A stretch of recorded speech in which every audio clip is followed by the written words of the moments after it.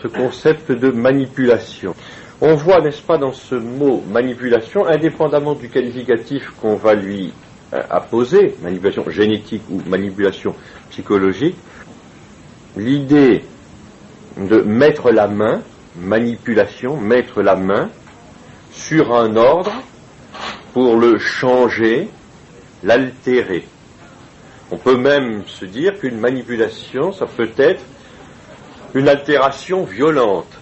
Ça peut être pas simplement mettre la main sur un ordre, ça peut être aussi violer un ordre des choses, violer une loi naturelle.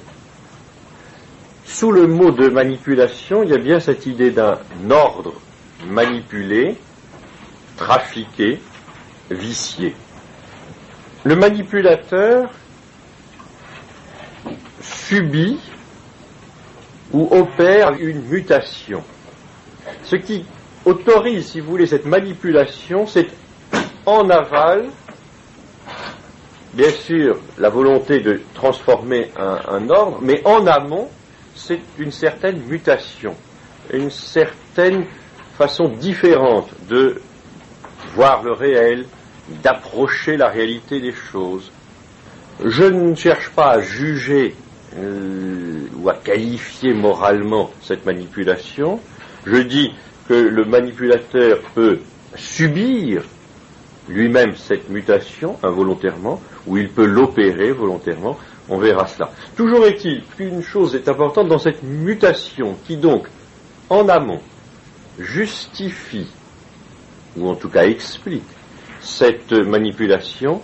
Il y a un rapport au réel, un rapport à la réalité qui est modifié, qui est changé. C'est-à-dire, avant de manipuler l'ordre des choses, le manipulateur lui-même est dans un rapport altéré au réel, un rapport modifié. C'est parce qu'il a justement opéré ou subi cette mutation lui-même, le manipulateur. Au fond, on est un petit peu dans l'idée de l'arroseur arrosé ou du manipulateur manipulé ou muté ou changé ou modifié. C'est à ce titre-là qu'il peut lui-même manipuler, renverser certains ordres, en particulier un certain ordre de priorité. Et je reprends les 3 exemples que donnait, s'agissant cette fois-ci maintenant des manipulations génétiques, par l'abbé Sélény dans son étude justement assez exhaustive, vous disais-je, sur tout ce qui concerne les manipulations génétiques aujourd'hui. Il disait, on a une manipulation qui se manifeste donc par un renversement. On voit un médecin qui est fait se mettre au service de la vie, de la santé, renverser cette perspective et, contrairement au serment d'Hippocrate, ne pas hésiter à porter la mort, soit dans le cadre d'une forme d'eugénisme ou d'euthanasie, une forme d'avortement ou de pratique abortive. On voit cela et c'est quelque chose d'un petit peu surprenant. Mais plus encore, on avait vu des renversements de priorités qui sont opérés, c'était le 2e point. La science devient un absolu, c'était la déclaration, n'est-ce pas, du premier auteur, du premier bébé éprouvette. La science devient un absolu au-dessus de tout, y compris la vie. La vie est donc reléguée, ravalée, rabaissée, mise en dessous de cet absolu. L'un d'entre vous parlait hier de sacralisation de la science. Je crois que l'expression est assez juste, n'est-ce pas? Une science sacrale. Et la vie, elle, est considérée comme quelque chose de tout à fait relatif. Le besoin de savoir, nous disait cet auteur, est supérieur à la vie. Au fond, la valeur scientifique est supérieure à cette valeur que peut représenter la vie. Alors ça aussi, c'est quand même un renversement de perspective. C'est une priorité qui est accordée à la science au-dessus de tout. Une 3e chose que relevait l'abbé Sélény, qui est aussi juste, qui montre bien, donc, si vous voulez, ces mutations intellectuelles qui vont autoriser, qui vont justifier, qui vont permettre, qui vont cautionner, si vous voulez, ces mutations, ces manipulations, elles, génétiques. Donc, 3e mutation intellectuelle, c'est la science donc qui s'arroge le droit d'être au-dessus du droit et de la morale. C'est ce que on lisait donc dans ce rapport pour la Commission européenne signé Palacios. Donc, le préalable, c'est toujours effectivement cette modification du rapport à la réalité. C'est la clé, c'est ce qui commande tout. Sinon, on ne comprend rien. Donc, celui qui vit dans ce rapport-là considère que l'ordre des choses ne se découvre pas. Il n'est pas donné. L'ordre des choses se décide. Il se décrète. Et il y a quelque chose d'un peu prométhéen, il faut l'avouer, dans cette attitude mentale, dans cette façon de fonctionner intellectuellement. Et je citais la référence obligée dans ce genre de propos, Protagoras, un des pères de la sophistique. L'homme n'est pas mesuré, il n'est pas déterminé par un certain ordre des choses, il est la mesure de toute chose. C'est dans cette perspective-là que je crois qu'il faut placer notre propos de ce soir, après ce petit rappel. Donc, en un mot, l'intelligence, et je reviens alors sur une autre acquisition de notre réflexion hier, l'intelligence, dans la perspective idéaliste, ne conçoit pas en étant fécondée par la réalité. Elle va plutôt concevoir en s'auto-fécondant, en donnant son principe fécond à une réalité qui serait de soi inféconde ou stérile. Alors que la perspective réaliste, comme je vous disais, reprenant tout simplement une analyse qui s'attache à l'étymologie du mot, n'est-ce pas, l'analyse que nous propose Descartes dans son Intelligence en péril de mort, le mot concept signifie nécessairement rencontre, commerce, n'est-ce pas, de l'intelligence avec le réel. Et ce que nous voyons dans les choses de la vie doit, pour un réaliste, se rencontrer aussi dans les choses de l'esprit. L'esprit, la vie, ça doit fonctionner de la même façon. Dans la vie, il y a fécondation, il faut qu'il y ait une étreinte. Dans l'intelligence, c'est la même chose. Il faut que, pour qu'il y ait fécondation de l'intelligence par le réel, qu'il y ait ce commerce, cette étreinte, n'est-ce pas, de l'intelligence et du réel, de la réalité. Et nous nous sommes promis hier de voir ce soir trois choses. Premièrement, de voir comment se réalise de façon très concrète cette auto-fécondation. Ce que j'appelais de façon un petit peu humoristique, mais vous comprendrez que ça n'est pas de l'humour, c'est quelque chose d'assez propre comme terme, cette forme d'autofocalisation qu'on pourrait appeler lors de l'activité intellectuelle quelque chose qui est comparable à ce qu'on appelle une grossesse nerveuse.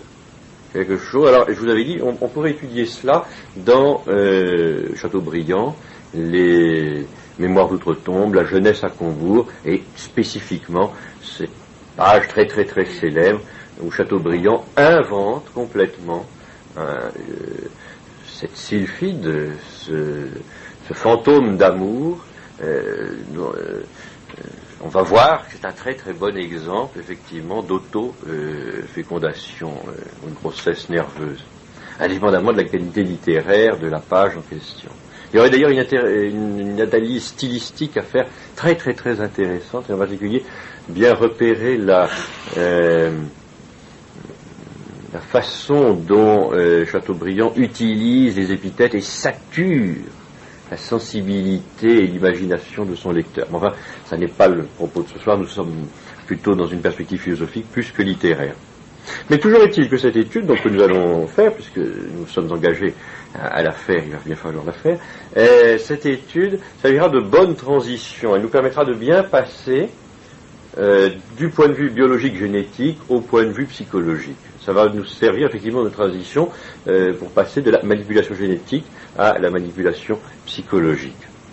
Nous nous disions aussi hier, et l'un d'entre vous m'avait soulevé là cette objection, il avait raison, il disait mais vous dites que la manipulation touche à un ordre, c'est vrai, mais l'idée d'ordre elle-même fait référence à une finalité, à un but. Évidemment, on est ordonné à quelque chose. Et comme je n'avais rien dit de la finalité, cet auditeur, particulièrement sagace, exigeant intellectuellement, avait dit, mais quelle est la fin? Quel est le but? Eh bien, il faudra effectivement en parler. Je vais dire, je n'ai pas contourné, je n'ai pas escamoté, mais j'ai réservé pour ce soir. Donc, on en parlera ce soir. Et puis, troisièmement, comme je vous le disais, il ne faut pas lorsque l'on fait de la philosophie, oublier la portée pratique des réflexions auxquelles on se livre.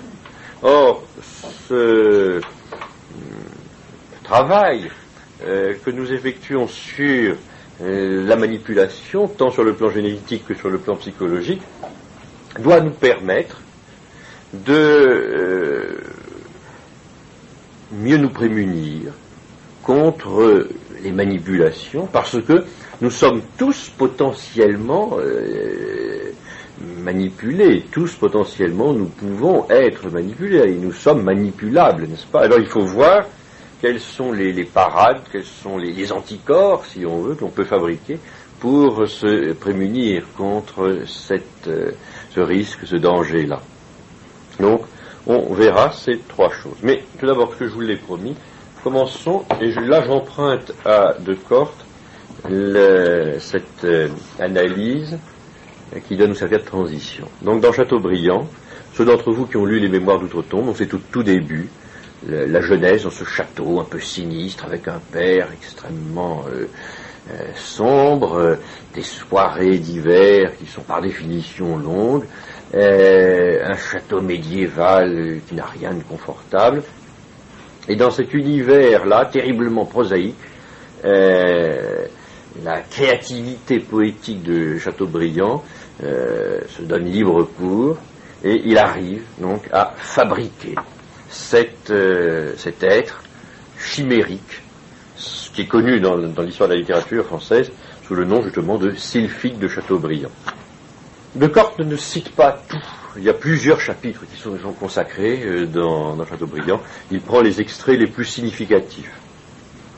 Le prétexte qui va permettre, la base, si vous voulez, réelle, extrêmement ténue, qui va permettre à Chateaubriand de décoller, elle est là, insignifiante pour ainsi dire.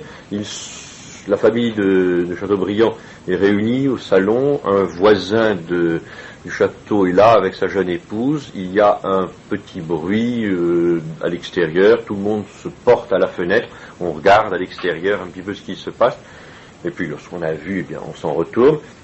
C'est au moment de ce retour que Chateaubriand, de façon fortuite, se trouve là, au contact de la femme de ce voisin. Et de ce contact extrêmement fugace, absolument chaste, où rien ne se passe, il fait naître dans son imagination, chauffé à blanc, vous allez le voir, une sylphide, un être parfaitement fantasmagorique. Alors voici. Chateaubriand nous relate, dit Descartes, un épisode de sa jeunesse dont les éléments correspondent trait pour trait, ainsi que leur ensemble, à ceux que nous avons réunis donc dans l'ouvrage qui s'intitule L'intelligence en péril de mort. Un voisin de la terre de Combourg était venu passer quelques jours au château avec sa femme, et celle-ci, en regardant à l'extérieur, pressa le jeune François Chateaubriand, entre elle et la fenêtre. Bien. Je ne sais plus, dit Chateaubriand, ce qui se passa autour de moi. Dès ce moment, j'entrevis que d'aimer et d'être aimé, d'une manière qui m'était inconnue, devait être la félicité suprême. Si j'avais fait ce que font les autres hommes, j'aurais bientôt appris les peines et les plaisirs de la passion dont je portais le germe. Mais tout prenait en moi un caractère extraordinaire. L'ardeur de mon imagination, ma timidité, la solitude firent qu'au lieu de me jeter au dehors, je me repliai sur moi-même. Faute d'objet réel, j'invoquais par la puissance de mes vagues désirs un fantôme qui ne me quitta plus. Ici, il faut remarquer donc cette démarche très intéressante. La découverte d'un début, n'est-ce pas, de passion aurait pu effectivement l'orienter vers les sentiments humains normaux que l'on a pour les personnes de l'autre sexe, mais pas du tout. Lui-même le dit, le reconnaît, faute d'objet réel, en vertu de sa timidité, de la solitude dans laquelle il est plongé, il se replie sur lui-même. Et c'est dans cet univers confiné, c'est-à-dire dans cet univers circonscrit par son moi, qu'il va créer cet être fantomatique. J'invoquai par la puissance de mes vagues désirs un fantôme qui ne me quitta plus. Je me composai donc une femme de toutes les femmes que j'avais vues. Cette charmeresse me suivait partout invisible. Je m'entretenais avec elle comme avec un être réel. Ici, deux choses donc à remarquer. Il va prendre des éléments, alors là l'extrait est trop court pour que l'on sache, mais dans le texte original on sait ce qui se passe, il va prendre des traits à toutes les personnes qu'il voit. C'est-à-dire, on dirait aujourd'hui, il train de se faire une image comme ça, presque de synthèse, il se fait lui-même à partir d'éléments disparates, une créature à sa guise, selon son caprice. Alors il dit, ce sont des jeunes filles qu'il a pu rencontrer, mais ça peut être aussi des peintures du salon paternel, ça peut être même, dit-il, des tableaux pendus au mur de l'église du village. Donc il va décomposer ces êtres réels pour, à partir de ces éléments disparates, recomposer un être, lui, parfaitement irréel, mais auquel il va donner la vie, puisque il va lui parler, il va s'entretenir avec cet être comme s'il s'agissait d'un être réel. Souvent, elle devenait, donc cette créature chimérique, elle devenait une fée qui me soumettait la nature. Sans cesse, je retouchais ma toile. Il n'est jamais content de ce qu'il a fait et il modifie. Évidemment, il est très commode d'aimer les gens qui peuvent être ainsi modifiés selon le caprice, n'est-ce pas, de la passion amoureuse. Parce que ce n'est pas très contraignant, ce n'est pas très... les yeux bleus ne vous vont plus, hop, vous les transformez en yeux verts, la personne était rousse, elle devient blonde, c'est parfait, n'est-ce pas? Vous avez besoin d'un œil vert, un œil bleu, vous mettez cela. À la fin, ça doit faire peut-être quelque chose un petit peu surréaliste, enfin, c'est possible, tout est possible avec l'imagination.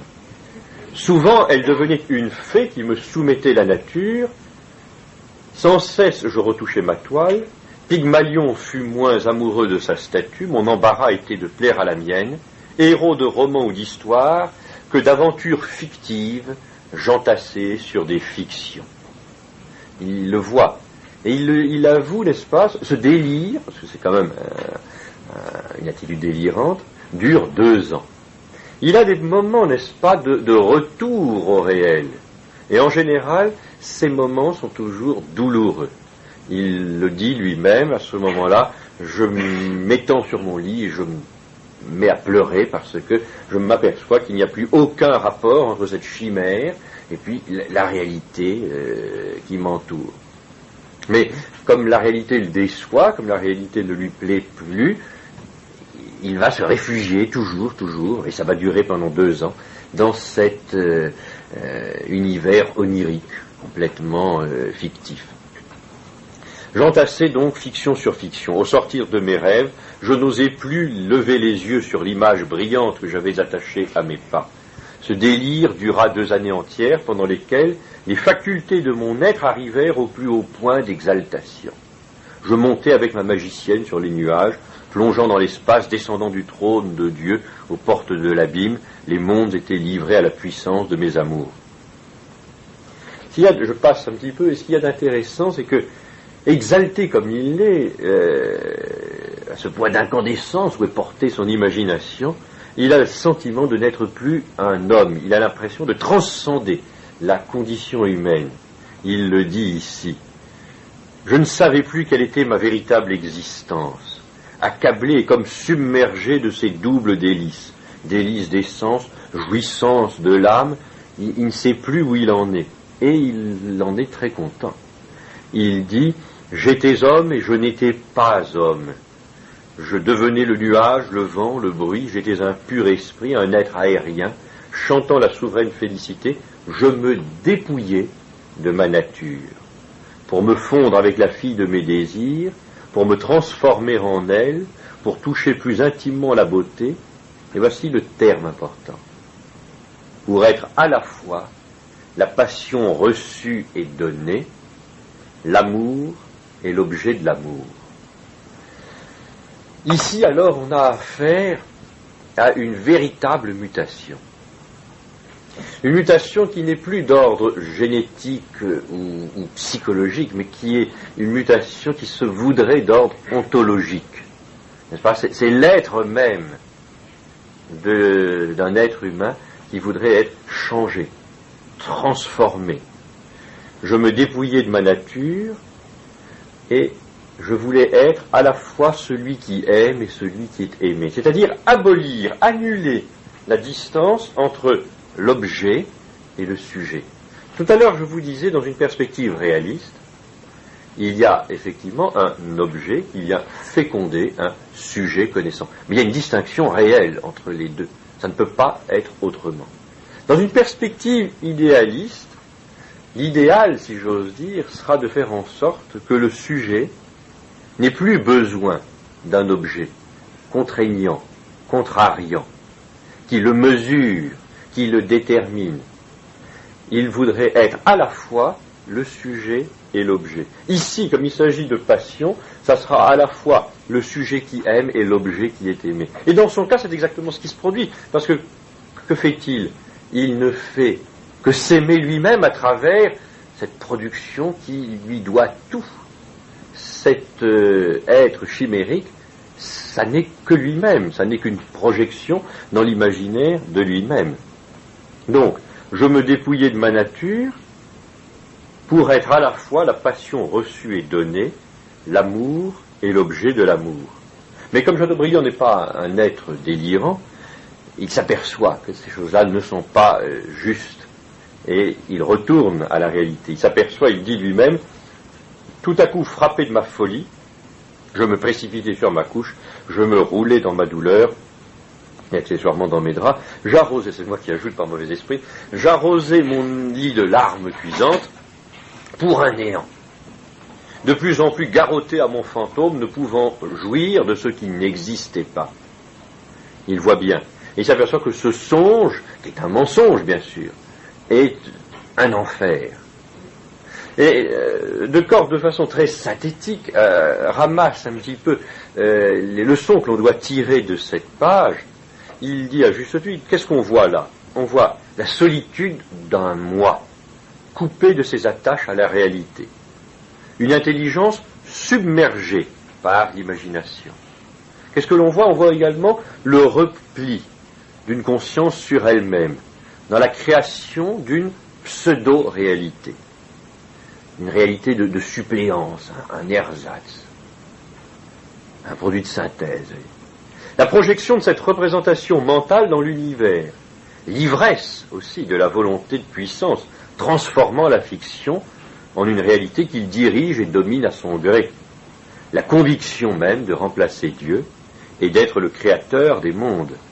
La certitude de ne plus être ce qu'on est, de devenir toute chose, d'être un surhomme et de changer en même temps que l'univers, le sujet qui fait l'objet et se retrouve identifié à son œuvre. Voilà la phrase importante, c'est ça, on a ça, un sujet qui fait l'objet, il ne le reçoit pas, l'objet ne lui est pas donné, il ne s'impose pas à lui, il le fait, il le crée, et il est identifié à cet objet, puisque cet objet c'est le fruit de ses entrailles. Voyez, là on touche véritablement le cœur du problème. C'est là une mutation de type ontologique. C'est l'être même qui voudrait être changé, modifié. Alors, cette transition étant opérée, entrons maintenant dans le deuxième volet, mais je réutiliserai ce que nous avons vu là dans Chateaubriand pour éclairer la deuxième partie donc, de ces deux causeries. L'intitulé ici est simple, manipulation psychologique, à partir, si vous voulez, de ce qui est le plus facile à saisir, c'est les manipulations psychologiques d'ordre chimique, c'est-à-dire la transformation de la psychologie par certaines substances chimiques. L'utilisation de certains médicaments pour transformer des états psychiques. Ces choses-là existent, je n'ai pas à traiter de façon trop développée, vous savez comme moi. On peut bien sûr penser aux hallucinogènes, on peut penser aux toxiques, bien sûr. C'est intéressant parce que Chateaubriand, si vous voulez, c'est un petit peu cet esprit-là. Si vous voulez, c'est le voyage, le trip, mais sans les moyens chimiques. C'est uniquement par l'imagination. Et il y a un ouvrage dont je recommande la lecture, si vous vous intéressez à ces questions-là, si vous voulez voir la portée philosophique, si vous voulez voir la substructure, les soubassements métaphysiques, ontologiques de certaines attitudes, certains faits de société, c'est un phénomène courant, en particulier le problème de la toxicomanie, je vous recommande l'ouvrage de Jean Brun, philosophe qui n'enseigne plus maintenant, mais qui était professeur à Dijon. Jean Brun, dans son ouvrage, s'intitule « Les vagabonds de l'Occident ». Il montre qu'il n'y a pas 36 moyens de permettre un voyage qui autoriserait à s'affranchir de la nature humaine, à transcender la condition humaine. Pour lui, il y a 3 types de véhicules. Il y a effectivement le monde onirique, l'imagination, le rêve. Il y a la drogue et il y a la folie. Et pour lui, l'Occident oscille entre ces 3 tentations, avec l'idée justement donc de se mettre à vagabonder, de ne plus être orienté, de ne plus avoir un ordre. Vous voyez la différence. Pourquoi est-ce que Jean Brun intitule son ouvrage Vagabonds de l'Occident, les vagabonds de l'Occident? C'est parce que, à la différence de l'esprit médiéval, aujourd'hui nous sommes entrés dans une période de vagabondage, alors que l'esprit médiéval est un esprit de pèlerinage. C'est pas la même chose. Un pèlerin sait où il va. Un pèlerin a une direction. Un pèlerin va à Saint-Jacques-de-Compostelle. Un pèlerin va à Jérusalem. Un vagabond, c'est ce qu'on appelle aujourd'hui poétiquement en France un SDF, n'est-ce pas, un sans domicile fixe. Il ne sait pas. Il est alors on dira de façon un petit peu vulgaire, il est paumé. Il faudra dire de façon peut-être plus technique. Il est désorienté. Il est déboussolé. Il a perdu le nord. Il ne sait pas justement quelle est la fin, quel est l'objectif. Et ici, c'est très intéressant de relire Chateaubriand dans cette perspective-là. Au fond, c'est une forme de voyage qui permet de changer, d'opérer cette mutation ontologique par non pas la drogue ici, mais par une forme de rêve éveillé, très, très particulier. Bien. Alors, commençons par les choses que nous savons le mieux, qui sont les plus simples. Effectivement, tout le monde se rend compte qu'il y a actuellement une consommation croissante d'antidépresseurs. On utilise de plus en plus les psychotropes à des fins détournées. Parce que je ne suis absolument pas opposé à l'utilisation de médicaments pour des maladies chez des vrais malades. Mais lorsque l'on utilise, comme nous disions hier, des psychotropes à des fins qu'on qualifie aujourd'hui de cosmétiques, simplement pour obtenir, si vous voulez, un certain confort, là, ça ne va plus, il y a quelque chose qui ne va plus. Alors, pour rappeler un petit peu, j'avais dit hier que je ne ferai pas d'analyse sociologique ou statistique, mais je crois que, s'agissant de ces questions de consommation accrue, il est bon de se rappeler certains chiffres. Je partirai de 2 ouvrages, mais je les citerai après, si vous voulez. Voilà quelques chiffres. Ce sont des chiffres français, mais je crois qu'on peut très facilement appliquer ça au Canada ou aux États-Unis. En France, qui est le premier consommateur européen de produits anxiolytiques, psychotropes, hypnotiques, on arrive à ce chiffre extraordinaire en 1993 de 60 millions d'ordonnances. Donc 60 millions d'ordonnances délivrées par des médecins pour ce type de prescription-là, c'est-à-dire 60 millions. C'est la population française. Et les ventes totales, elles sont chiffrées 3,5 milliards de francs pour toutes les catégories de produits confondus. Mais ensuite, si on cherche à savoir de façon un petit peu plus précise, les antidépresseurs, c'est 1,5 milliard, les tranquillisants, 1,2 milliard, et les somnifères, les calmants, c'est 0,7 milliard. Vous savez, j'allais dire peut-être vous mieux que moi encore, le succès de cet antidépresseur d'un nouveau type, qu'on appelle le Prozac, à qui on a consacré beaucoup d'ouvrages. Je me servirai alors de l'ouvrage de Kramer. L'ouvrage s'intitule Listening to Prozac, à l'écoute du Prozac. Ici, en français, ça a été traduit par, justement, Prozac, le bonheur sur ordonnance, point d'interrogation. Quelques chiffres, donc c'est produit par un laboratoire, le laboratoire Eli Lilly. Ça leur a permis de faire un chiffre d'affaires mondial de plus d'1 milliard de dollars, uniquement cette petite gélule verte et beige. Elle est prise par plus de 6 millions d'Américains actuellement et par 2 millions de Français. Mais ce qui est étonnant, c'est pas l'utilisation d'un médicament. Soyons réalistes, quelqu'un est malade, il prend un médicament, c'est dans la nature, c'est dans l'ordre des choses. Mais là, c'est que cette prescription est faite, en général, sans réel examen psychiatrique, sans véritable diagnostic. Là, je cite un auteur, des milliers de personnes avalent un Prozac comme elles prendraient un cachet d'aspirine, sans être malades. Elles le font pour surmonter leur petit tracas existentiel, un coup de cafard, le trac, l'angoisse, un chagrin d'amour. Peut-être que Chateaubriand aurait fait l'économie de quelques pages s'il avait connu le Prozac. Des difficultés professionnelles, voire simplement l'ennui. Il en est peut-être parmi vous qui, à la perspective de cette conférence, ce soir, se dit, tiens, vite, un Prozac. Ce rire est un aveu. D'autant plus que, poursuit l'auteur, beaucoup d'autres en prennent tous les jours au petit déjeuner avec leurs vitamines à titre préventif pour tenir le coup, se sentir bien dans leur peau ou dans leur basket, ça dépend à quel niveau c'est, pour rester de bonne humeur. Il en est même qui refusent d'interrompre leur traitement après leur guérison parce qu'ils veulent se sentir, grâce au Prozac, mieux que bien. Ils en ont assez d'être bien, ils veulent être plus que bien, c'est-à-dire mieux.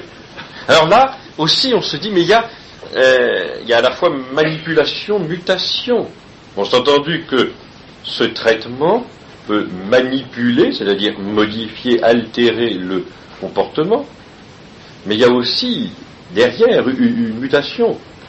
Quelqu'un qui pense ne pas pouvoir se contenter d'être bien, mais qui aspire à être mieux que bien, il y a une mutation, il s'est passé quelque chose, n'est-ce pas? Hier, M. Dupuis me posait la question des manipulations à but véritablement thérapeutique.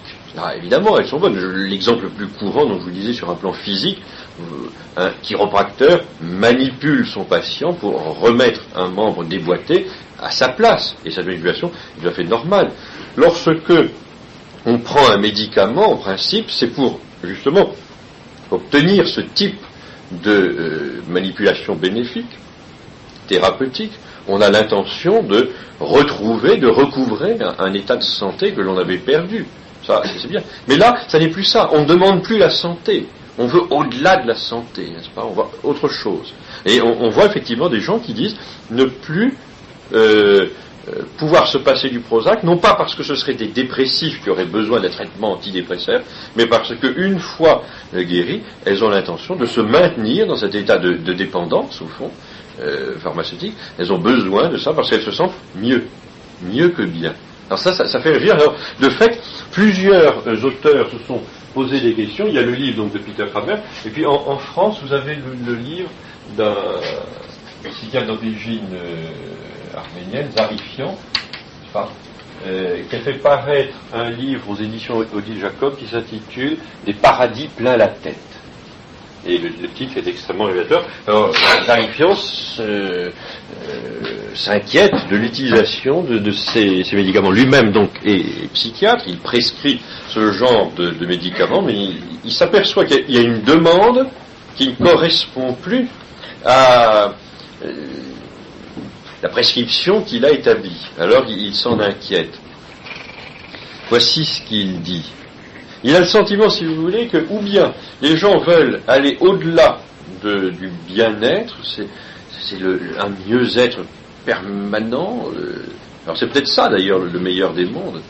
il y a aussi chez certains la volonté, c'est ce qui intéresse le plus le zarifiant, c'est la volonté au fond de gommer, d'effacer tous les symptômes.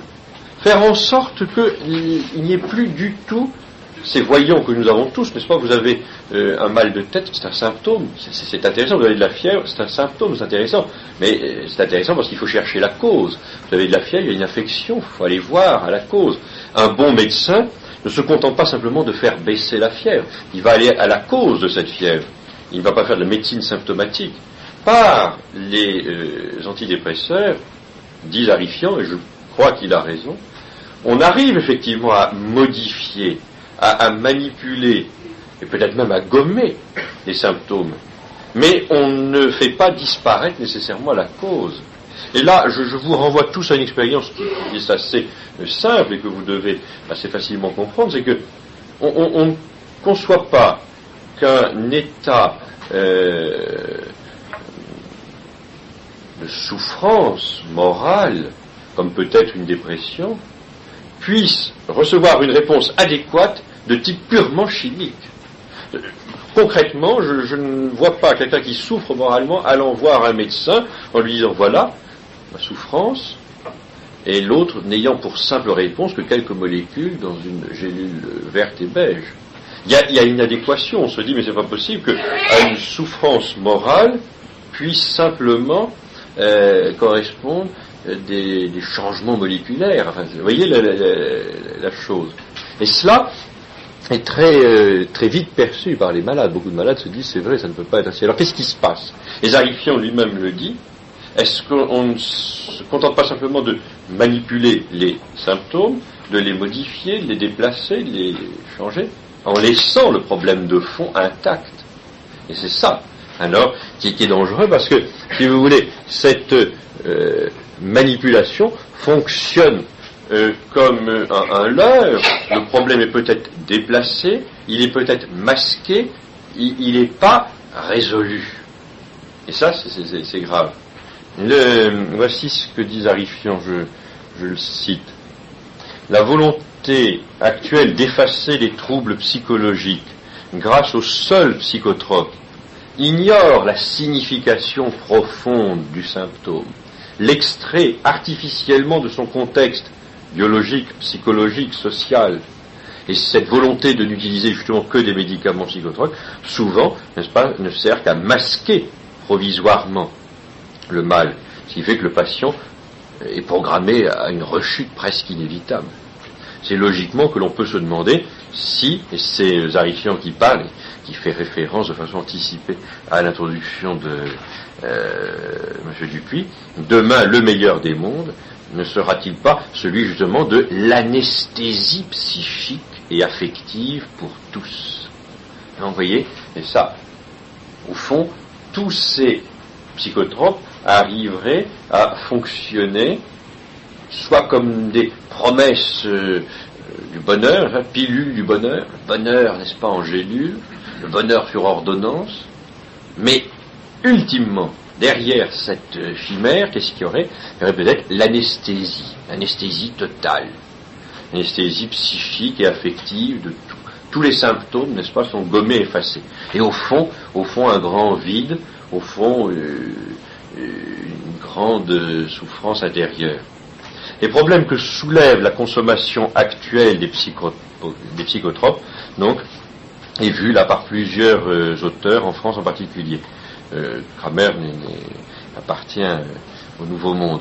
Il diagnostique, je crois, assez bien. Mais ce qui me semble assez insatisfaisant, tant chez Zarifian que chez Kramer, mais plus encore chez Zarifian, c'est que malheureusement, leurs outils philosophiques sont très peu élaborés, et s'ils ont bien diagnostiqué le mal, ils vont prescrire une mauvaise ordonnance. Je crois qu'ils ne sont pas très bien équipés sur ce problème-là.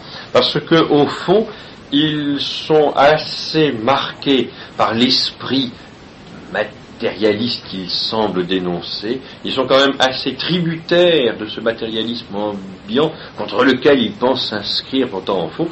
Ils n'arrivent pas vraiment à se dégager. il ferait mieux, à mon avis, de tenir un petit peu plus compte de la dimension, justement, métaphysique des choses, la dimension philosophique, la dimension ontologique. On a tort lorsque l'on oppose le psychologique et le métaphysique, lorsque l'on sépare ainsi l'ontologique et le psychologique. On l'a vu à travers Chateaubriand, on essaiera de le revoir à la fin de cet exposé. Vous voyez, par exemple, pour vous montrer des solutions qui me semblent personnellement parfaitement inadéquates. Dans donc son livre Des paradis plein la tête, Zarifian dit une chose juste, mais il propose une solution qui me semble pas satisfaisante. Demandez, dit-il, des psychotropes pour masquer l'existentiel. L'expression est intéressante, là. Masquer l'existentiel.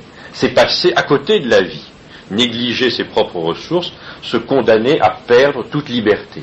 Là, c'est intéressant, c'est juste. Mais alors, qu'est-ce que propose Zarifian pour essayer de remettre les gens un petit peu, là, dans un certain ordre de... Qu'est-ce qu'il propose? Les valeurs dérisoires d'un humanisme à bout de souffle. On démaquillera les âmes avec des valeurs, dit-il, éternelles que l'homme porte en lui, qui ont permis, à travers tous les chaos, l'essor des civilisations. Elles ont nom, ces valeurs, la solidarité, l'entraide, le courage, la tolérance. Elles s'appellent générosité, fraternité, chaleur humaine. Tout ça me semble dérisoire. Ça me semble... c'est-à-dire qu'il propose, n'est-ce pas, de remplacer le Prozac par une pseudo-morale humanitariste, kouchnerienne, si vous voulez, comme on dit à Paris. Un piètre produit de substitution, une espèce de méthadone idéologique. Ça ne va pas plus loin. Et il faut faire, à mon sens, très attention. Et tous les courants un petit peu du Nouvel Âge s'apparentent, justement. Ce sont des revendeurs de méthadone idéologique. C'est pas une authentique spiritualité, c'est pas une métaphysique profonde non plus. Alors, bien sûr, on peut se dire, et j'en arrive alors au freudisme, on peut se dire, face à cette manipulation et à cette réponse qui semble inadéquate, donc on voit les symptômes manipulés, le comportement psychologique manipulé, on promet mieux que bien, ou on propose de masquer, de gommer tous les symptômes. Bon, dans cette manipulation, on se dit la solution de Zarifian, elle n'est pas satisfaisante, les médicaments, ça va pas, la chaleur humaine, c'est pas suffisant non plus. Alors qu'est-ce qu'il faut chercher? On peut être tenté d'aller un peu plus profond, justement, dans la psychologie des profondeurs, dans le freudisme, justement, dans la psychanalyse. Et on peut se dire, mais là, il y aura peut-être une prise en compte des problèmes profonds, intérieurs.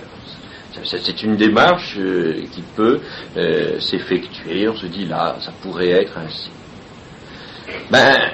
Si on va dans cette direction-là, qu'est-ce qu'on trouve?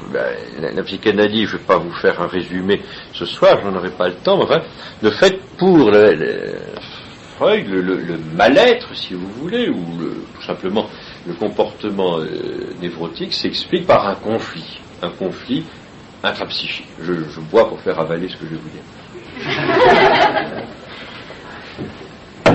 Ce conflit intrapsychique, donc, se développe entre trois.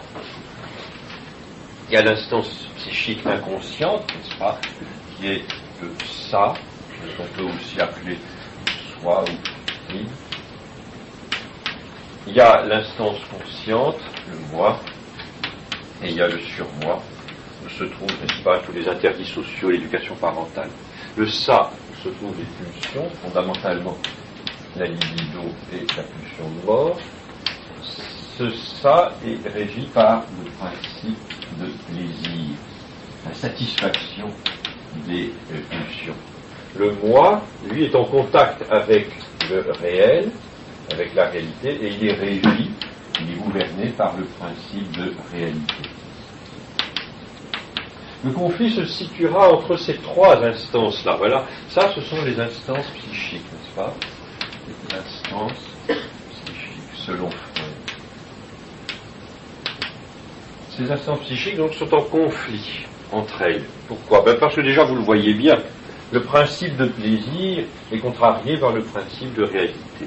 C'est-à-dire que la satisfaction des pulsions ne peut pas s'opérer très facilement quand le réel est là qui dicte ses exigences à lui. Donc il peut y avoir divergence, et plus que divergence, opposition entre le ça et le moi. Et pour Freud, dans ce conflit-là, il y a source de névrose. En effet, dit-il, le développement libidinal souvent n'est pas suivi par un développement du moi, du principe de réalité. Le moi freine, la libido l'empêche, n'est-ce pas, de se réaliser, alors ça va faire un conflit. Essentiellement, lorsque le moi refoule dans l'inconscient, refoule dans le ça les pulsions. À ce moment-là, elle va essayer de se manifester de façon détournée, soit par les actes manqués, les fameux lapsus révélateurs, ça va se mettre par les rêves également, mais ce refoulement est source de névrose. Également, il y a un conflit, par exemple, le surmoi peut contrarier la libido. Les interdits parentaux, les interdits sociaux vont dire, n'est-ce pas, que l'on ne peut pas. Et Freud envisage cette névrose soit sur un plan individuel, personnel, soit aussi sur un plan collectif. Il dit, par exemple, dans son ouvrage qui s'intitule « Malaise dans la civilisation », il dit « Parce que le surmoi collectif entretient une inflation d'altruisme insoutenable, insupportable, sous la forme de cette phrase que vous connaissez, « Aime ton prochain comme toi-même », pour lui, c'est une exigence qui est développée par un surmoi collectif. Ce « aime ton prochain comme toi-même » va contre les exigences du ça, contre les exigences pulsionnelles du ça. Donc, il y aura nécessairement un conflit. Alors, donc, Freud explique les choses comme ça. S'il y a malaise, s'il y a névrose au fond, c'est parce qu'il y a conflit entre ces instances-là. Eh bien, il faut savoir quel est quand même le présupposé fondamental de Freud. Pour arriver à cela, il faut penser qu'il avait quelque chose un petit peu en arrière-plan. Si vous voulez, pour arriver à ce type, parce que ça aussi c'est une manipulation. Ça aussi, c'est quand même une certaine façon de mettre la main sur un ordre des choses et de redistribuer, altérer les données. Mais quelle est sa propre attitude avant tout? Elle est exprimée dans son ouvrage qui s'intitule Introduction à la psychanalyse. Son introduction à la psychanalyse montre bien dans quelle perspective il s'installe. Et c'est très intéressant parce que son dessin est bien celui que nous avions vu hier, lorsque nous disions les généticiens qui se livrent à ce type de manipulation fonctionnent selon un certain mode intellectuel qui est celui qui s'apparente à la révolution copernicienne d'un Kant. On retrouve effectivement ce mode de fonctionnement, on retrouve cette révolution copernicienne chez Freud aussi. Freud, donc, en propres termes, expressis verbis, dit dans son introduction à la psychanalyse, il dit, voilà, moi je me situe dans une ligne, je revendique, n'est-ce pas, un double patronage. Il y a eu, dit-il, au fond, maintenant, trois humiliations fondamentales. La première humiliation, c'est celle que Copernic a infligée à l'humanité, qui croyait que la Terre était le centre du monde et qui a dû déchanter, n'est-ce pas, en se disant, ben non, ça n'est pas ainsi. Alors ça a été une première humiliation, cosmologique, cosmogonique, comme vous voudrez. Il a fallu reviser son jugement, revoir les choses. La deuxième humiliation, donc après Copernic, c'est Darwin. Copernic. Ensuite, c'est Darwin. Là, c'est une humiliation qui est infligée à l'orgueil humain. L'homme se croit... Freud, lui, ne parle pas d'orgueil, il parle de narcissisme.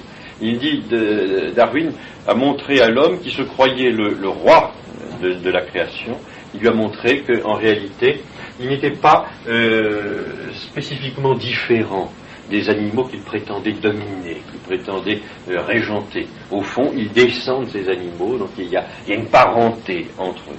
Et la troisième humiliation, imposée au narcissisme humain, elle vient de Freud lui-même. Alors il se situe donc dans cette ligne-là, n'est-ce pas, celle d'une révolution copernicienne. Il dit lui-même, je montre, moi, que l'homme qui se croit maître chez lui, maître de lui, qui pense qu'il a une intelligence qui lui permet de bien établir ses mobiles, ses motivations, qui pense qu'il a une volonté qui lui permet de dominer ses passions, eh bien je lui montre que son intelligence et sa volonté sont en réalité gouvernées, mais par en dessous, par le ça, par l'inconscient. Qu'au fond, on n'est pas maître chez soi, on n'est pas maître de soi. Au fond, on est beaucoup plus manipulé par ces pulsions qu'on ne peut soi-même les dominer, les maîtriser, les dompter. C'est ça le dessin de Freud, c'est ce qu'il veut montrer. Il y a d'ailleurs dans une étude parue dans la revue Thomiste dans les années 30, sous la plume de Jacques Maritain, il y a effectivement une affirmation intéressante. Maritain dit, Freud considère les puissances supérieures, les facultés supérieures comme l'intelligence et la volonté, comme des puissances suspectes, des facultés frappées de suspicion. Pourquoi ? Parce qu'elles prétendent nous donner la maîtrise de nous-mêmes, alors qu'en réalité elles ne font que générer des névroses. Lorsque quelqu'un se sert justement de son intelligence et de sa volonté pour dominer ses pulsions, il ne fait que les refouler. On n'échappe pas à ces pulsions pour Freud. Il y a un déterminisme fabuleux, n'est-ce pas ? On est mu, on est poussé par les pulsions, faut que ça pulse, et puis c'est tout. On ne peut rien faire contre. C'est un déterminisme terrible, noir, aveugle. Et pour lui, c'est une illusion, c'est un leurre de croire que l'intelligence et la volonté peuvent permettre une certaine domination de la part animale de l'homme. Maritain dit que Freud a la haine de l'intelligence et de la volonté. Il les hait parce que pour lui, ces facultés qui prétendent dompter, mater l'instinctivité, en réalité ne font que générer, engendrer et entretenir des névroses. Elles promettent le bonheur et elles n'entretiennent que le malheur. Donc, il faut, et ce sera la conclusion de ce petit exposé sur Freud, il faut donc non pas entretenir, encore moins engendrer cette forme de conflit, il faut essayer de faire en sorte que ce conflit puisse disparaître le plus possible, qu'il existe le moins possible. Donc pas d'exigence du surmoi trop forte, pas un principe de réalité trop contraignant, faire en sorte que les pulsions ne soient pas toujours là refoulées, faire en sorte. Alors ça c'est l'idéal de l'homo freudianus. Bien. Alors on peut se dire, mais c'est peut-être ça, si au fond les médicaments ne sont pas satisfaisants, peut-être que cette analyse des profondeurs va donner une solution. Le drame est que malheureusement, cette analyse des profondeurs ne donne pas non plus la paix, l'équilibre. On a une manipulation, bon si vous voulez, ça n'est pas l'anesthésie générale provoquée par les psychotropes que dénonce Zarifian à juste titre, mais c'est autre chose, on propose autre chose. On dit on va annuler le conflit, ou en tout cas on va essayer de faire en sorte qu'il soit le moins violent possible. Alors, coup de théâtre, moi je vous dis le conflit n'est pas soluble, on ne peut pas le faire disparaître. Ce conflit, n'est-ce pas, ne peut pas disparaître.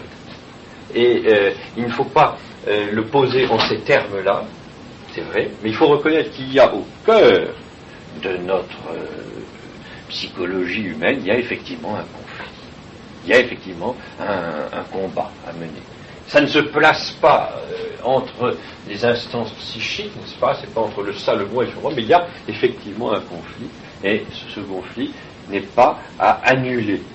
Il peut même être, au lieu de provoquer des névroses, etc., il peut même être tout à fait bénéfique, tout à fait nécessaire.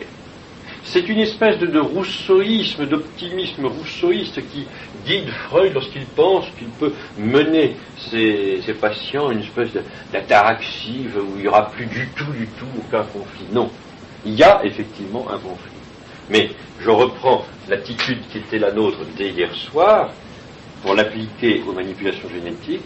L'attitude réaliste consistera à voir les choses telles qu'elles sont, non pas les inventer, non pas les créer de toutes pièces, ne pas créer de toutes pièces des instances comme ça, mais voir les choses telles qu'elles sont. Comment est-ce qu'elles sont réellement? Eh bien, il y a effectivement, au fond de nous, un combat. Il y a au fond de nous un débat. Il n'y a pas besoin d'avoir fait du freudisme pour savoir ces choses-là. L'expérience humaine nous montre bien. Déjà, les anciens le disaient, je vois le bien, je l'approuve, et pourtant je suis le mal, j'arrive à faire le mal, n'est-ce pas? Vidéo, meliora, proboque, ça détériorera ses corps, n'est-ce pas? C'est Ovide, je crois, qui dit ça. Bien. On voit ces choses-là. Saint Paul qui nous dit, n'est-ce pas, dans l'Épître aux Romains, mon Dieu, quelle guerre cruelle, ça c'est la traduction que Racine nous a proposée, je sens deux hommes en moi. Et il y a un conflit. Nous voyons bien, nous-mêmes, sans nécessairement faire référence à une œuvre littéraire genre Mr. Hyde, Dr. Jekyll, on voit bien qu'il y a effectivement une part d'animalité et puis il y a une part de rationalité. Il y a effectivement ça. Dans la perspective aristotélique dichotomiste, ça ne se passe pas sur un plan de ça, le moi et sur moi. Il y a simplement, effectivement, deux tendances fondamentales dans l'homme, la connaissance et l'appétit. Et ça se place sur deux plans, sur un plan animal, sensible, sur un plan humain, rationnel. C'est vrai que nous avons une connaissance rationnelle qui se fait par l'intelligence. Nous avons une connaissance animale qui opère par les 5 sens externes, estimative, apputative, le sens commun. Mais il y a aussi l'appétit rationnel, c'est la volonté, et puis l'appétit animal, ce sont les racines des 11 passions fondamentales selon Aristote, c'est-à-dire l'irascible et le concupiscible. Bien, ça existe, et il y a effectivement une différence spécifique, ça nous l'avons en commun avec les animaux ont cela comme nous, et puis il y a cette différence spécifique, ce qui fait que nous ne sommes pas que des animaux, nous sommes des animaux rationnels, nous avons en plus donc cette intelligence, cette volonté, l'intelligence capable d'atteindre l'être, vraiment, la volonté faite pour le bien. Bon, et il y a effectivement un désordre, c'est-à-dire que la partie animale n'est pas toujours soumise à la partie rationnelle. Nous savons effectivement que nos passions souvent conspirent contre notre raison. Tout le théâtre classique du XVIIe siècle français repose sur l'exploitation de cette réalité psychologique, n'est-ce pas, des passions qui se révoltent contre la raison. Bon, eh bien, ça c'est l'analyse classique et qui repose sur un constat que chacun peut faire assez facilement. Ici donc se trouvent les passions. Comment expliquer, alors dans une perspective qui va chercher à aller au-delà des médicaments et au-delà de Freud? Nous disons effectivement qu'il y a effectivement un conflit. Il ne s'agit pas de le manipuler, nous ne sommes pas, voyez-vous, devant un jeu de mécano ou de Lego, on n'est pas des enfants avec des cubes, on ne va pas essayer de modifier les choses, on ne va pas faire comme Chateaubriand qui essaye de décomposer, recomposer quelque chose en fonction de ses caprices. Il faut partir avec les données du problème réel, tel que c'est véritablement. Alors il y a effectivement cette composition-là, il y a effectivement un conflit, souvent, entre la partie passion et la partie raison. Bien. Pour les auteurs qui sont influencés par la psychologie aristotéliste, au nom desquels il faut citer donc, Rudolf Allers, connu en France grâce à l'ouvrage de Louis Junier. Pour ces psychiatres, Allers était viennois, mais il a fini sa carrière aux États-Unis après la guerre, pendant et après la guerre. Eh bien, Allers dit effectivement il y a donc ce conflit passion-raison, mais ce conflit n'est pas pathogène, ne va pas entraîner une pathologie, ne va pas rendre les gens malades. Le tout est de savoir comment est-ce que je me comporte par rapport à ce conflit. Est-ce que je l'enregistre ou est-ce que je me révolte contre lui? Ça fait effectivement partie de la réalité humaine. La réalité humaine, c'est que nous sommes des animaux rationnels, et parfois nous avons tendance à faire un petit peu plus la bête, et nous n'arrivons pas à faire vraiment l'homme. Bon, est-ce que nous nous révoltons contre ces choses-là? Est-ce que nous considérons que ça ne doit pas être, que c'est injuste, que ça ne doit pas être ainsi? Bon. Si nous sommes dans ce rapport de révolte par rapport à la réalité, à notre réalité intime, là, effectivement, il pourra y avoir une névrose. Là, il va y avoir, effectivement, derrière cette révolte sourde, qui n'accepte pas le conflit, qui est à la base de la nature humaine, il va y avoir, effectivement, quelque chose de névrotique. Pour Allers, au fond, qu'est-ce que c'est que la névrose? C'est un rapport inadéquat à la réalité, au réel. C'est-à-dire que le névrosé est celui qui reproche aux choses d'être ce qu'elles sont et qui ne l'admet pas, qui ne veut pas recevoir cet ordre, qui veut justement le manipuler, le modifier, avec l'idée peut-être de se modifier lui-même. Dans ce rapport, n'est-ce pas, inadéquat qu'un sujet entretient par rapport à l'objet, qu'un moi entretient par rapport au réel, il y a l'idée de modifier, certainement, manipuler ce réel, mais il y a aussi l'idée de se modifier soi, parce qu'on n'est pas content de soi. On ne se contente pas de ce que l'on est. On ne se contente pas de sa nature humaine. On veut, et là, dans l'exemple typique de Chateaubriand, on modifie ce réel, c'est un réel complètement fantasmagorique, avec l'idée aussi que soi-même, on va être changé par la manipulation, mutation, sur un plan psychologique, sur un plan ontologique. Rassurez-vous, c'est presque fini. Je veux simplement vous donner ma conclusion. Comment Allers, puisque je citais ce nom, comment est-ce que lui voit la gestion du problème? À la différence de Freud, qui considère donc que l'intelligence et la volonté ne doivent pas être utilisées, parce qu'elles sont là comme des puissances illusoires, comme des facultés dangereuses, génératrices de névrose, Allers lui fait confiance à l'intelligence et à la volonté. Il pense, et là je vais vous lire juste 2 petits extraits qui seront ma conclusion, ma pré-conclusion, il montre bien quel est le comportement névrotique et comment est-ce que l'on peut se guérir de cela. Alors, pour vous montrer, et là je bouclerai la boucle, vous verrez, n'est-ce pas, le rapport avec Chateaubriand que j'ai cité au début, il va nous dire que le comportement névrotique se caractérise donc par cette inadéquation. Cette inadéquation réelle se manifeste au niveau de l'intelligence et au niveau de la volonté. C'est-à-dire que l'intelligence qui est faite pour atteindre le vrai, n'est-ce pas, va être dans un rapport faussé. Elle va être en porte-à-faux par rapport à l'être des choses. Et elle va développer un comportement qu'on va qualifier d'artificiel. On va voir, n'est-ce pas, ça va pas être un comportement simple, il va y avoir une espèce de dédoublement. Et souvent, n'est-ce pas, le névrosé cultive une certaine artificialité. Pour Allers, elle est de 3 types, je dirais très très rapidement. Et puis au niveau de la volonté qui est faite, n'est-ce pas, pour nous ouvrir sur l'être des choses, pour aimer, n'est-ce pas, les choses. Il ne s'agit pas là de s'aimer soi-même, il s'agit d'aimer la réalité. Il ne s'agit pas de se connaître soi-même, il s'agit de connaître la réalité. Donc, n'est-ce pas, l'intelligence et la volonté sont des facultés qui sont ouvertes sur le réel, c'est-à-dire hors de soi. Eh bien, dans le comportement névrotique, l'intelligence a tendance donc à manifester ce rapport inadéquat au réel par une certaine artificialité, un certain dédoublement, et la volonté, elle, alors se manifeste par un autre comportement qui est assez intéressant, c'est l'égocentre. Donc, dans la névrose, au niveau de l'intelligence qui, de soi, est faite pour le réel, il va y avoir plutôt, dans un rapport inadéquat, une forme de dédoublement, ce que Allers appelle l'artificialité. Je vais vous lire le petit passage. Et au niveau de la volonté, qui est faite en principe aussi pour le réel, ici c'est le réel pour Allers, on restaure l'intelligence dans un rapport adéquat au réel. Vous voyez bien qu'ici, ces mots simplicité et confiance qui appartiennent au vocabulaire que nous connaissons, qui est le vocabulaire de la morale, de la spiritualité, ici sont à envisager sous un plan pas simplement moral, mais vraiment métaphysique.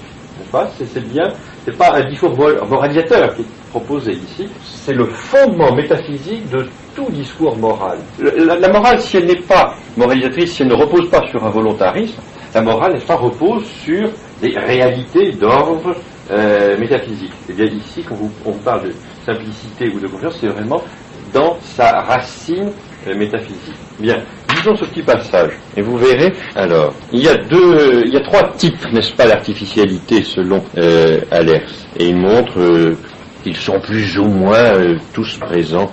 La première chose, c'est l'artificialité de l'expérience, c'est-à-dire que la personne n'est pas à ce qu'elle fait. Elle entretient une espèce de dédoublement. Il y a ce qu'elle fait et ce à quoi elle pense, mais elle ne pense pas à ce qu'elle fait toujours. Elle ne vit pas le age quodagis, fais ce que tu fais. Et c'est souvent, d'ailleurs, c'est cause d'une forme de surmenage, d'épuisement intellectuel et parfois affectif.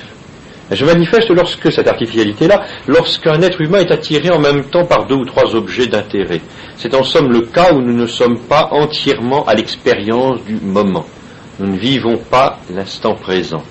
Nous vivons entièrement cet instant présent lorsque nous contemplons par exemple une œuvre d'art. Nous sommes entièrement immergés dans un tableau. Mais souvent il y a un dédoublement. Nous ne nous donnons pas entièrement à ce que nous faisons. Nous ne sommes pas ce que nous faisons. Nous n'avons pas la tête à ce que nous faisons. Alors ça, c'est deuxièmement plus grave, c'est une artificialité alors qui se manifeste entre l'être d'une personne et son comportement. Il n'y a pas de véritable adéquation là entre ce que la personne est et ce qu'elle fait. Il ne s'agit pas de dire que l'homme est dans ce cas un poseur qui afficherait plus de qualité ou de dons qu'il n'a réellement. L'inverse peut être vrai, et l'homme plus riche qu'il ne le semble. Mais en toute hypothèse, nous éprouvons dans ce cas-là un sentiment de malaise, de disharmonie, de non-vérité en présence de tels sujets. Et troisième forme d'artificialité, plus délicate encore à cerner, c'est un refus de notre nature, de notre condition fondamentale. Et là, c'est celle qu'on voit chez Chateaubriand. On ne se satisfait pas de sa nature, on ne se contente pas de ce que l'on est. Allers estime alors que l'artificialité, surtout sous sa deuxième et troisième forme, se retrouve toujours dans la névrose. Il dit, bien sûr, qu'il y a, au plan de la volonté, bien sûr, qui n'est pas ouverte. Qu'est-ce qui se passe? Alors c'est l'égocentrisme. Le névrosé défend une position perdue, il est en proie à la peur et même à l'angoisse. Aussi se replie-t-il de plus en plus étroitement sur lui-même. Allers ici utilise une image qui, à mon avis, est très intéressante. Allers compare cette personne à quelqu'un qui se regarderait dans un miroir de poche, qui ne reflèterait que sa physionomie et rien du monde extérieur. D'où ce narcissisme, n'est-ce pas, ce repliement sur soi-même. Alors qu'est-ce que va proposer Allers? Donc pour Allers, vous avez bien compris, pas de conflit intrapsychique, simplement, effectivement, une réalité qui perturbe notre rapport au réel. Vous savez que la vérité, n'est-ce pas, c'est l'adéquation entre une intelligence et le réel. Alors cette vérité, cette adéquation, ce rapport est faussé, il est vicié. Alors, lorsqu'on cultive cette inadéquation, on risque d'avoir au niveau de l'intelligence cette artificialité, au niveau de la volonté cet égocentrisme. Alors qu'est-ce qu'il faut faire? Il ne s'agit pas de repenser selon le pulsion ou quoi que ce soit, il s'agit simplement de restaurer les intelligences et les volontés par rapport à leur objet, les remettre. Or, au fond, ce que propose Allers, c'est le titre d'un ouvrage de Gustave Thibon que vous connaissez bien, c'est le retour au réel. Ramener les gens à la réalité, supplanter l'artificialité par cette simplicité, un rapport simple, et supplanter l'égocentrisme par cette confiance. Et il donne cela dans l'ouvrage de Junier, que je ne vais pas citer pour ne pas faire trop long, mais ça se trouve à la page 116 et à la page 117. Donc cette substitution. Mais il n'hésite pas à dire d'ailleurs que cette substitution-là relève d'une métanoïa, c'est-à-dire d'une véritable conversion. En fait, il s'agit de quelqu'un qui était au fond inversé et un peu perverti. Il s'agit de le reconvertir, n'est-ce pas, de le retourner, au sens étymologique, vers la réalité. Alors vous allez me dire, mais tout ça c'est bien beau, mais c'est complètement stratosphérique comme réflexion. C'est à un niveau, enfin vous êtes à quoi? Au 7e degré d'abstraction. La réalité, c'est les malades, c'est les gens qui souffrent. Vous voyez tenant un discours comme celui que vous nous tenez ce soir. J'essaie de faire une petite critique en attendant les vôtres qui seront encore beaucoup plus pertinentes, ou fou ou impertinentes, comme vous voudrez. Vous dites, c'est un peu trop. Si Chateaubriand est chimérique, vous, en tout cas, vous êtes théorique. Alors, ça ne vaut guère mieux. Et je vous dirais, c'est vrai. La réflexion d'Allers se situe sur un plan très théorique.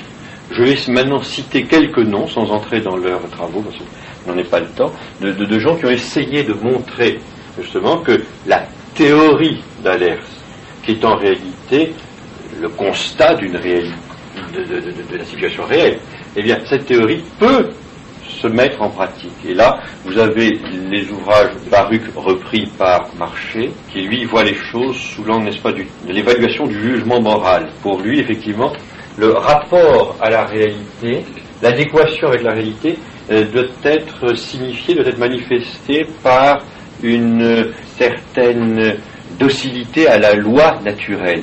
Si elle est en révolte contre toute la loi naturelle, elle perd ses repères, et à ce moment-là, elle développera une névrose. Donc c'est le sens, si vous voulez, très rapidement, des travaux de Baruch repris par Marché.